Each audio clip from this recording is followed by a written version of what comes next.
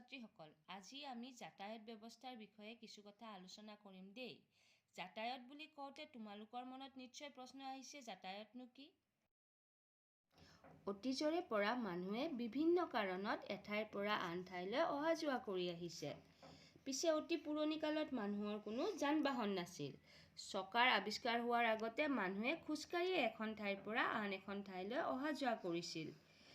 দূৰ দূৰণিলৈ যাত্ৰা কৰিবৰ বাবে আৰু বয় বস্তু কঢ়িয়াবৰ বাবে তেওঁলোকে ঘৰচীয়া জীৱ জন্তু ব্যৱহাৰ কৰিছিল। উদাহৰণস্বৰূপে মৰুভূমিত উট, দুৰ্গম পাহাৰীয়া ঠাইত গাধ, ঘোঁৰা, হাতী ইত্যাদি এইবোৰ ব্যৱহাৰ কৰিছিল।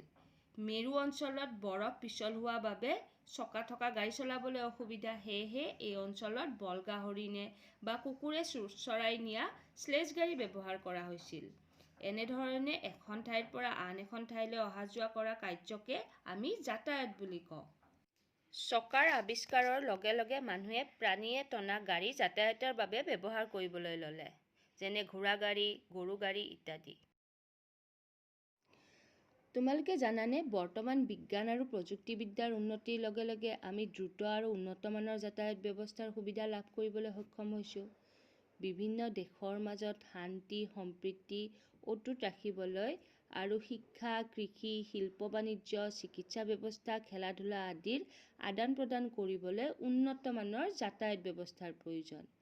আৰু এখন দেশৰ অৰ্থনৈতিক বিকাশ উন্নত যাতায়াত ব্যৱস্থাৰ ওপৰত বহু পৰিমাণে নিৰ্ভৰ কৰে। পৰিবহণ ব্যৱস্থা কি? যাতায়াত পৰিবহণ ব্যৱস্থা অবিহনে সম্ভৱ নহয়। তোমালোকে জানানে, বিভিন্ন ৰাজ্য আৰু দেশৰ মাজত যাতায়াতৰ বাবে ৰাষ্ট্ৰীয় ঘাইপথ, ৰেলপথ, জলপথ আৰু আকাশী পথ ব্যৱহাৰ কৰা হয়। আৰু এই পথবোৰত বিভিন্ন ধৰণৰ যান বাহন চলে। আৰু এই যান বাহনবোৰত মানুহ অহা যোৱা কৰে আৰু বিভিন্ন বয় বস্তু কঢ়িয়াই নিয়া হয়। যান বাহনৰ সহায়ত মানুহ আৰু বয় বস্তু আদি কঢ়িয়াই নিয়া ব্যৱস্থাকে আমি পৰিবহণ ব্যৱস্থা বুলি কওঁ। আমাৰ দেশৰ পৰিবহণ ব্যৱস্থাসমূহ হ'ল ৰেল পৰিবহণ ব্যৱস্থা, পথ পৰিবহণ ব্যৱস্থা, জল পৰিবহণ ব্যৱস্থা আৰু আকাশী পৰিবহণ ব্যৱস্থা।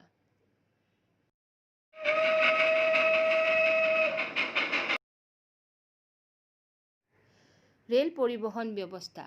ৰেল পৰিবহণ ভাৰতবৰ্ষৰ সবাতোকৈ গুৰুত্বপূৰ্ণ পৰিবহণ ব্যৱস্থা। আৰম্ভণিতে ৰেলবিলাক ভাপ ইঞ্জিনেৰে চলোৱা হৈছিল। বৰ্তমান ডিজেল আৰু ইলেক্ট্ৰনিক ইঞ্জিনৰ সহায়ত চলোৱাৰ ফলত অতি বেগেৰে ৰেল চলাচল সম্ভৱ হৈছে।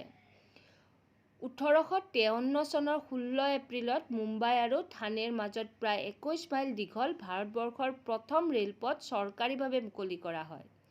ভাৰতবৰ্ষত ব্ৰডগজ আৰু মিটাৰগজ এই দুই প্ৰকাৰৰ ৰেলপথৰ ব্যৱস্থা আছে আৰু পাহাৰীয়া অঞ্চলত ঠেক গজ ৰেলপথো আছে।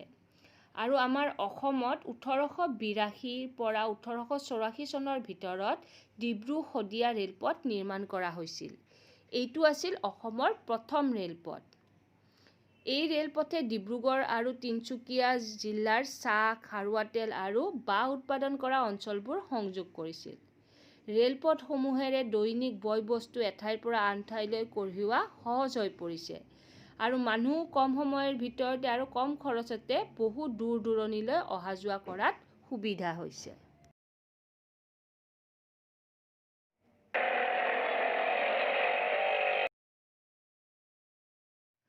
পথ পৰিবহণ ব্যৱস্থা। ৰেল পৰিবহণৰ পিছতেই ভাৰতবৰ্ষৰ দ্বিতীয় গুৰুত্বপূৰ্ণ পৰিবহণ ব্যৱস্থাটো হ'ল পথ পৰিবহণ ব্যৱস্থা। ভাৰতবৰ্ষৰ পথ পৰিবহণ ব্যৱস্থাই সামৰি লোৱা পথবোৰ হ'ল ৰাষ্ট্ৰীয় ঘাইপথ, সীমান্ত অঞ্চলৰ পথ, ৰাজ্যিক আৰু আন্তঃৰাজ্যিক পথ, গাঁও অঞ্চলৰ পথ আৰু পৌৰ নিগমৰ পথ। এই যে ৰাষ্ট্ৰীয় ঘাইপথ, সীমান্ত অঞ্চলৰ পথ, ৰাজ্যিক আৰু আন্তঃৰাজ্যিক পথ এইবোৰ নিৰ্মাণ কোনে কৰে জানানে? এইবোৰ কেন্দ্ৰীয় চৰকাৰে নিৰ্মাণ কৰে। কেন্দ্ৰীয় চৰকাৰে এইবোৰ নিৰ্মাণৰ কাৰণে টকা পইচাৰ যোগান ধৰে। আনহাতে গাঁও অঞ্চলৰ পথ আৰু পৌৰ নিগমৰ পথৰ বাবে ৰাজ্য চৰকাৰে অৰ্থ যোগান ধৰে, অৰ্থাৎ টকা পইচাৰ যোগান ধৰে। বৰ্তমান অসমত প্ৰায় 42,641 কিলোমিটাৰ পথ নিৰ্মাণ কৰা হৈছে। এই পথসমূহক তিনিটা ভাগত ভগাব পাৰি: ৰাষ্ট্ৰীয় ঘাইপথ, জিলা গড়কাপ্তানি পথ, জিলা আৰু পঞ্চায়ত পথ।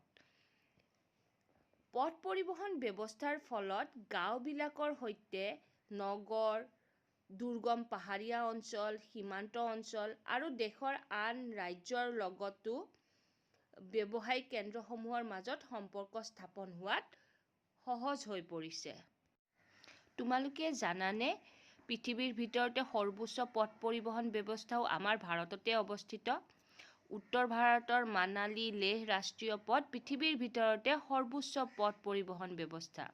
এই পথে লেহ লাডাখৰ দৰে অতি দুৰ্গম ঠাইক দেশৰ আন ঠাইৰ লগত সংযোগ স্থাপন কৰিছে।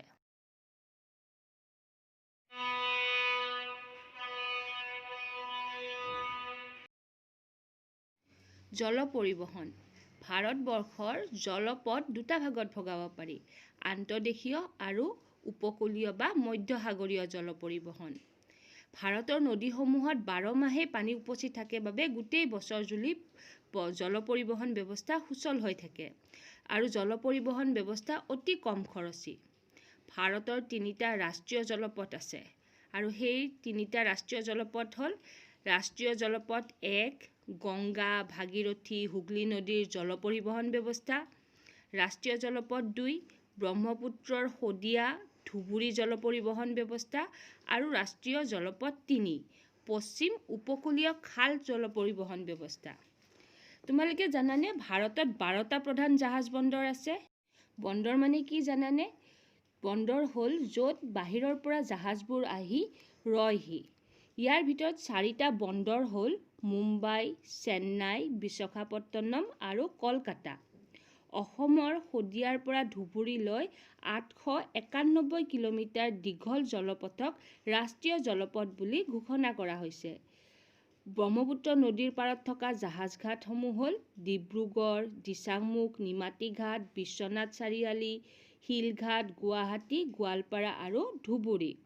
নদীপথসমূহত যাত্ৰী, মালবাহী জাহাজ আৰু মটৰ নাওসমূহ চলাৰ বাবেও আমাৰ যোগাযোগ ব্যৱস্থা সুচল হৈ পৰিছে।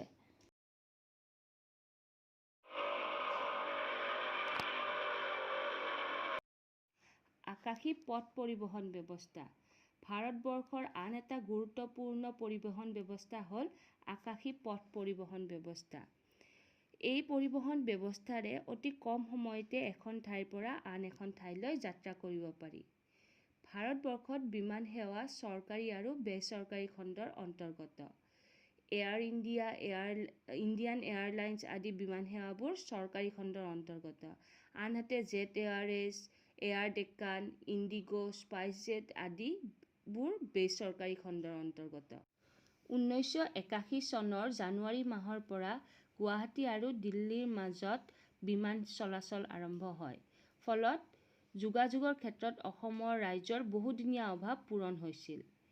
ইয়াৰ উপৰিও 1981 চনৰ পৰা বায়ুদূত নামৰ নতুন বিমান সেৱা প্ৰৱৰ্তন কৰাৰ ফলত অসম আৰু উত্তৰ-পূব অঞ্চলৰ ৰাজ্যবোৰৰ মাজত যোগাযোগ ব্যৱস্থা সহজ হৈ পৰিছে।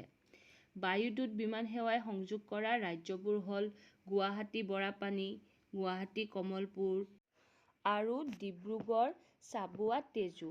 আমাৰ অসমত থকা বিমানবন্দৰটো হৈছে লোকপ্ৰিয় গোপীনাথ বৰদলৈ আন্তৰ্জাতিক বিমানবন্দৰ আৰু এইটো বৰঝাৰত অৱস্থিত। ৰছী পৰিবহণ। এই 4 প্ৰকাৰৰ পৰিবহণ ব্যৱস্থাৰ উপৰিও ভাৰতবৰ্ষত আন এটা পৰিবহণ ব্যৱস্থাও আছে, সেইটো হ'ল ৰছী পৰিবহণ ব্যৱস্থা। এই ৰছী পৰিবহণ ব্যৱস্থা অতি কম খৰচী। পাহাৰীয়া দুৰ্গম অঞ্চলত থকা খনিৰ পৰা চূণ, শিল, কয়লা আদি খনিজ পদাৰ্থ কঢ়িয়াবলৈ এই ব্যৱস্থাৰ সহায় লোৱা হয়। অসমৰ কাৰ্বি আংলঙৰ দিলাই পাহাৰ আৰু বোকাজানৰ বিলাতী মাটি উদ্যোগৰ মাজত চূণ, শিল কঢ়িয়াবলৈ প্ৰায় 35 কিলোমিটাৰ দূৰত্বৰ একমাত্ৰ ৰছী পৰিবহণ ব্যৱস্থা আছে। এই পৰিবহণ ব্যৱস্থাসমূহৰ সহায়ত আমি পৃথিৱীৰ বিভিন্ন ঠাইলৈ অতি সহজে আৰু সোনকালে যাব পাৰোঁ। এই পৰিবহণ আৰু যাতায়াত ব্যৱস্থাই আমাক উন্নতিৰ ফালে আগবাঢ়ি যোৱাত যথেষ্ট সহায় কৰিছে।